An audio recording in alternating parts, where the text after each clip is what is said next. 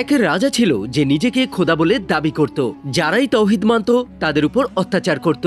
7 জন যুবক ঈমান এনেছিল। তারা সিদ্ধান্ত নিল আমাদের ঈমানকে রক্ষা করতে হলে দেশ ছাড়তে হবে। যখন রাজার সৈনিকরা তাদের পিছু নিল, তারা একটি পাহাড়ে গিয়ে আশ্রয় নেয়। সেখানে এক গুহাতে আশ্রয় নিল। তাদের সাথে একটি কুকুরও ছিল। তাকে সরানোর অনেক চেষ্টা করেছিল, কিন্তু কুকুরটি চলে যায়নি আর গুহার মুখে বসেই পাহারা দিতে থাকলো। আল্লাহ তার শক্তি দিয়ে সবাইকে ঘুম পাড়িয়ে দিয়েছিলেন। তারা 309 বছর ঘুমিয়েছিল। যখন তারা জাগলো, একজন আরেকজনকে বলল, আমরা তো মাত্র একদিনই ঘুমিয়েছি। খাবার কেনার জন্য একজন সাথীকে পুরানো পয়সা দিয়ে বাজারে পাঠালো। যখন সে পয়সা দেখালো, মানুষেরা অবাক হয়ে গেছে, কারণ সেই পয়সা কয়েক শতাব্দী পুরানো ছিল, এখন আর চলে না।